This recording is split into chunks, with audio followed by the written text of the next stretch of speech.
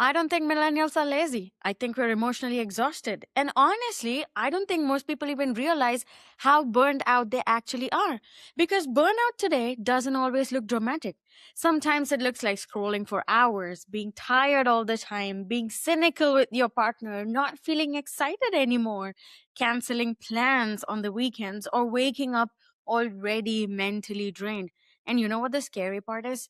A lot of the high functioning, highly ambitious people, they look completely fine from the outside, but they go to work, they pay all the bills, they are amazing on paper, they reply to all the emails, they're on top of everything, and they show up for everybody else. And internally, they feel disconnected from themselves.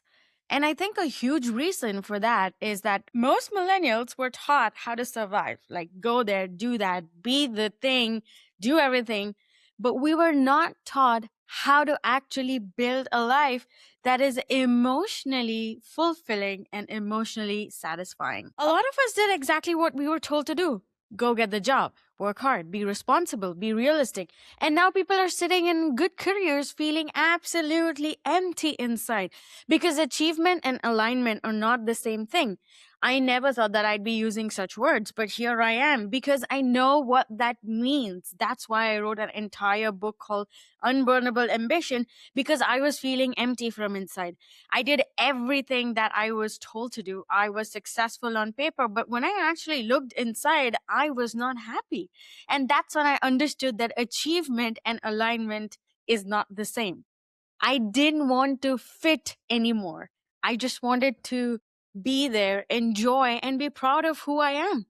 And I knew that I was emotionally overloaded because of this constant stimulation and trying to check things off of my to do list, and this pressure to have this optimized life all the time. And I had zero recovery time. Our brains were never designed for this level of comparison or this level of stimulation. Look around you. People are always comparing. They're comparing vacation pictures, the outfits, the kind of car that you have, the furniture that you have, the salary, your career, everything. You go on social media and you're bombarded with everything. You have productivity culture. I literally have a whole chapter in my second book titled I Was the Productivity Whore. And that's true because I was obsessed with these productivity hacks and these apps. And I had this pressure that I had to be perfect all the time, and this pressure to constantly improve. Somewhere in some corner of the internet, people are telling me, oh, you have to monetize your hobbies. You have to do something about it. And was this whole culture that I sucked to. And then people said that I'm not resting anymore. And I'm like, wait, what's going on? Everybody said people are not resting anymore. They're distracting themselves. And I thought that sitting on the couch doom scrolling was rest. But I was wrong.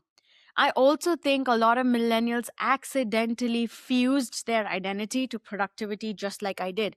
And not just productivity, we fused and attached our identity to job titles, to being needed all the time, to wearing these different hats all the time, being titled the reliable one, the strong one, all the achievements, being busy all the time. So when work feels meaningless, people start feeling meaningless.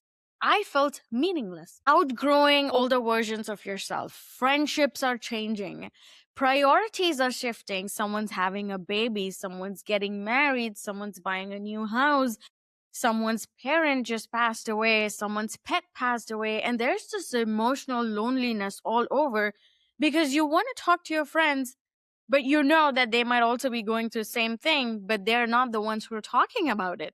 Sometimes I felt depressed, and then I realized, okay, I am not depressed. I'm just not living a life that fits me anymore. I'm living someone else's version of success. I'm living someone else's definition of what a successful life looks like on paper. That wasn't me. So you are not depressed. You are just living a life that no longer fits the person that you've become. Keep it grounded. I don't want to be someone here who's lecturing you on all these topics on what your life should look like. But I also think that the answer is not in quitting your job tomorrow or moving to Bali or going on a retreat. I think the answer starts smaller than that. It starts with reconnecting with yourself. It starts with noticing small little things on what's draining you and what's energizing you. It starts with creating a space to think, go with your hobbies, move your body, set boundaries, and honesty. Don't just say you like it just because you want to make the other person happy. And when someone's asking you, how are you doing? Tell them the truth. Don't just follow a script that says, oh, yeah, I'm fine. How about you? We've gotten so used to being in that robotic mode all the time that we have stopped to feel what's going on inside us and what we're actually feeling. A lot of people don't need a completely different life. They just need to stop abandoning themselves inside the life that they already have and that they already built. And honestly, if you've been feeling emotionally exhausted lately, I just want you to know this. You're not alone, you're not weak, and you're definitely not lazy. A lot of people are silently feeling this right now, but nobody's talking about it. Nobody wants to talk about it. So I will end this the way that I do every episode. Keep growing, keep glowing, and be yourself. This is your host, Sheekha Singh, signing off. Bye.